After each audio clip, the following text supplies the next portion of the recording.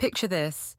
Your wife is standing right in front of you, her body trembling with nervous tension, her eyes darting around the room, and she's about to confess something she's been hiding for months.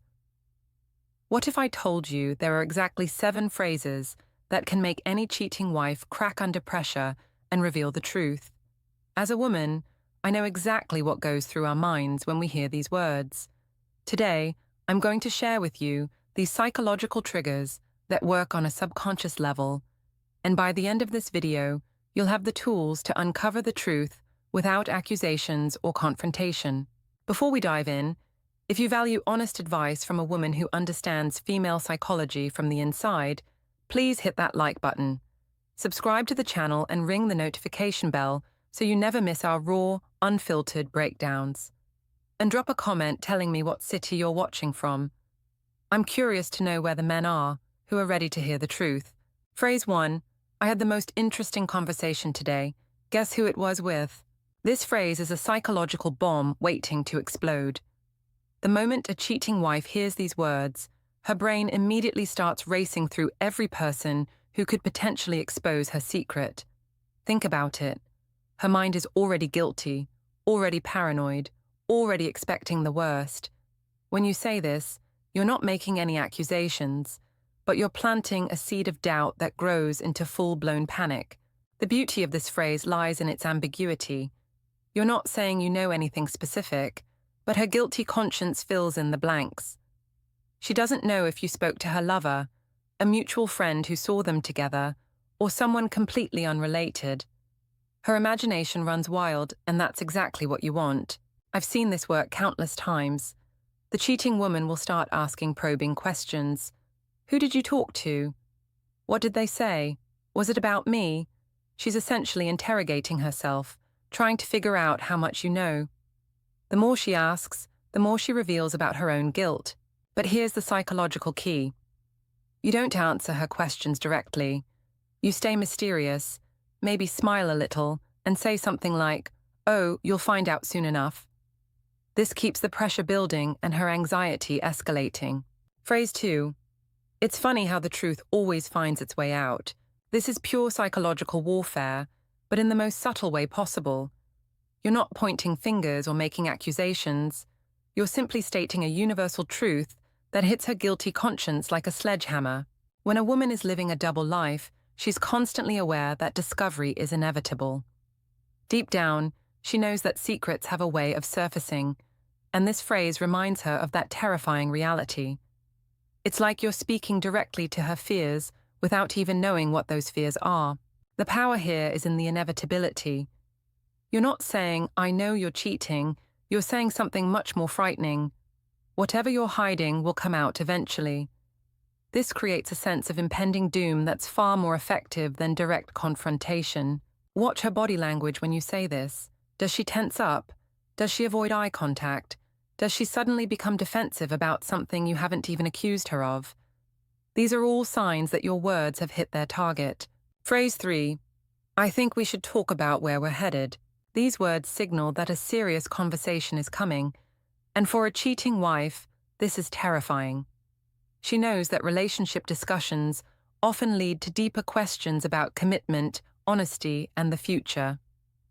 Her mind immediately jumps to worst-case scenarios. This phrase works because it forces her to confront the reality of what she's risking. When someone is having an affair, they often compartmentalize their actions, avoiding thoughts about how their choices affect their marriage. But when you bring up the relationship's direction, you're forcing her to face the consequences of her deception. The anxiety builds because she doesn't know what prompted this conversation. Did you discover something? Are you suspicious? Are you planning to leave? The uncertainty is agonizing for someone who's already living with the stress of maintaining a lie. Here's what makes this particularly effective. You're giving her an opening to come clean before the conversation gets more specific.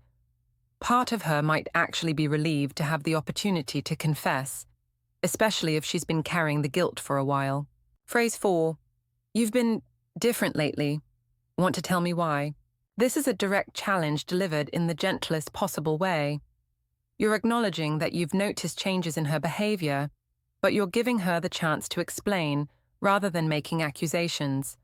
For a cheating wife, this is both an opportunity and a trap. The word different is perfectly chosen because it's vague enough to encompass all the ways guilt might be changing her. Maybe she's been more distant, more defensive, more secretive with her phone, or more critical of you to justify her actions. When you say she's been different, her mind races through all these behavioral changes, wondering which ones you've noticed. The invitation to explain puts her in a difficult position. She can't deny being different because you've clearly observed it.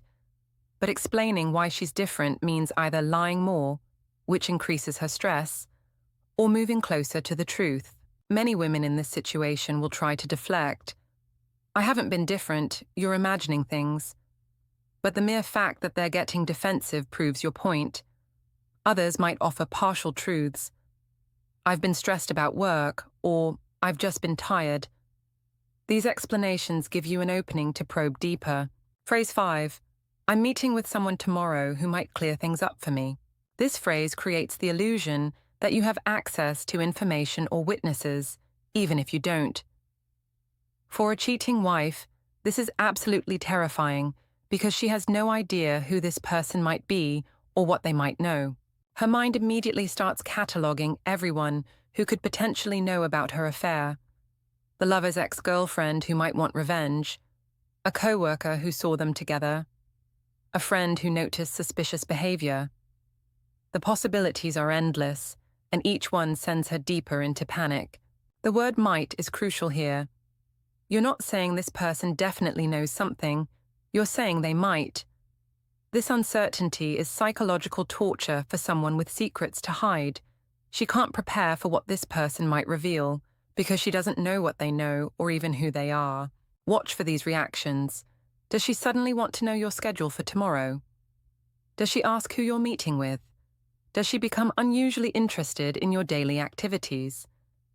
These are signs that your words have triggered her panic response. The beauty of this phrase is that you don't even need to actually be meeting with anyone. The mere suggestion that such a meeting might happen is enough to create the psychological pressure you need. Phrase 6. I just want the truth from you, not from anyone else. This phrase is a masterclass in psychological manipulation. You're offering her what seems like a gift, the chance to control the narrative by telling you herself before someone else does. But you're also implying that you already have access to the truth through other sources. For a cheating wife, this creates a terrible dilemma. If she stays silent and you do know something, she loses the opportunity to frame the story in her favor. But if she confesses, and you were just fishing for information, she's revealed everything unnecessarily. The phrase, not from anyone else, suggests that other people are involved or aware of the situation.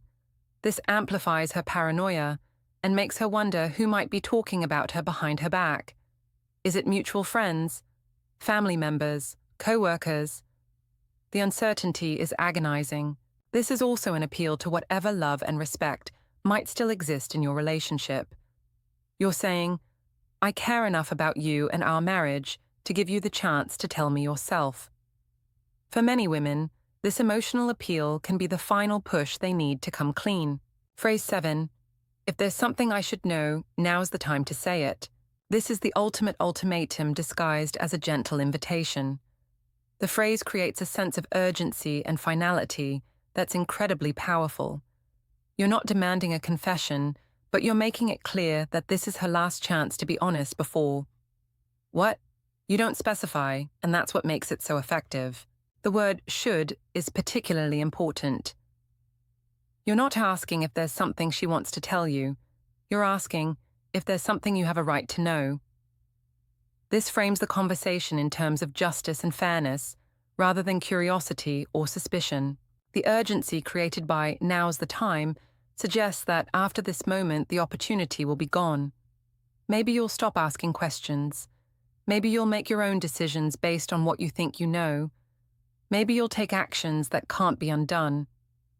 The uncertainty about what happens next if she doesn't speak up now creates enormous pressure.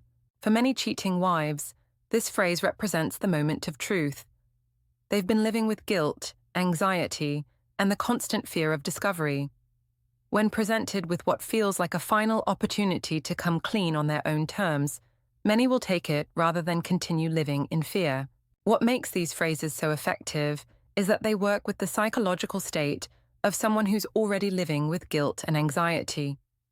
A cheating wife is constantly in fight or flight mode, always expecting to be discovered. These phrases don't create that anxiety. They amplify it until it becomes unbearable. Each phrase works differently, but they all share common elements. Ambiguity. None of these phrases make direct accusations. They create space for her guilty conscience to fill in the details. Implication. They suggest knowledge or consequences without stating them directly. Opportunity.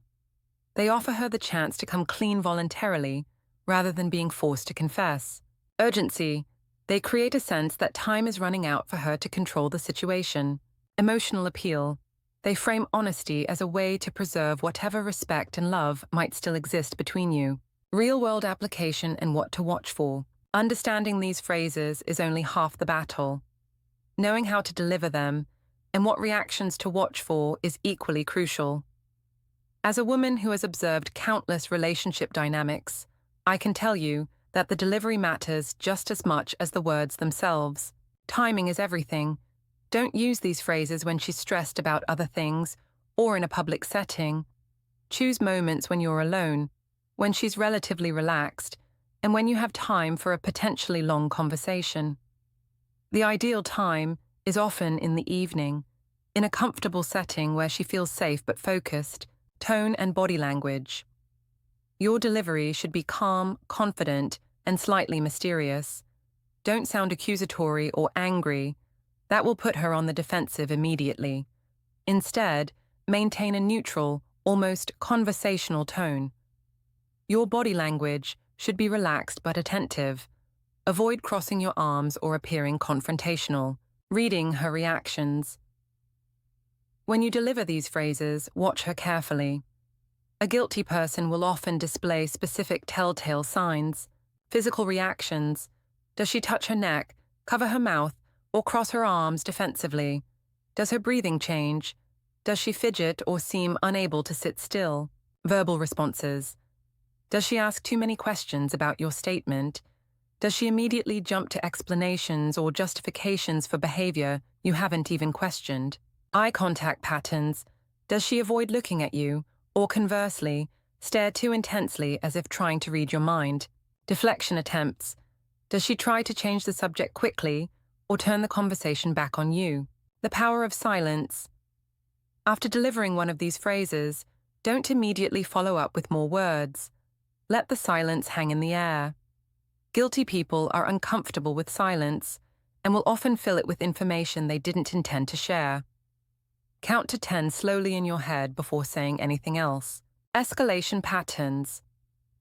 If one phrase doesn't get the reaction you're looking for, don't immediately jump to the next one. Sometimes the psychological pressure needs time to build. You might use one phrase in the morning and another in the evening, allowing her anxiety to simmer throughout the day. Multiple conversation strategy. These phrases work best when spread across multiple conversations rather than all delivered at once. Think of it as a psychological campaign rather than a single battle. Each phrase plants a seed of doubt that grows over time. The power of these words lies not in what they say directly, but in what they make a guilty conscience imagine. They turn a cheating woman's own mind against her, making her anxiety work in your favor. Which of these phrases resonated most with you? Drop a comment with the number of the phrase that you think would be most effective in your situation, and let me know what city you're watching from. I love seeing where our community of truth seekers is located around the world. If this video opened your eyes to the psychological dynamics at play in relationships, give it a like and share it with other men who might need to hear this. Sometimes the most loving thing we can do for someone is help them understand what they're really dealing with. Subscribe to the channel for more honest insights from a woman who isn't afraid to reveal the truth about female psychology. We dive deep into topics that most people are afraid to discuss openly. Hit that notification bell so you never miss our latest content, because we're building a community of people who value truth over comfort. Before you go, I want you to remember something important. You deserve honesty in your relationships. You deserve to know where you stand, and you deserve to make decisions based on truth rather than deception. These phrases are your tools for claiming that truth. Until next time, remember, the truth has a way of setting everyone free, even when it hurts at first. Sometimes the pain of truth is the price we pay for the possibility of real healing. See you in the next video, where we'll continue exploring the psychology of relationships with the same unflinching honesty that you've come to expect from this channel.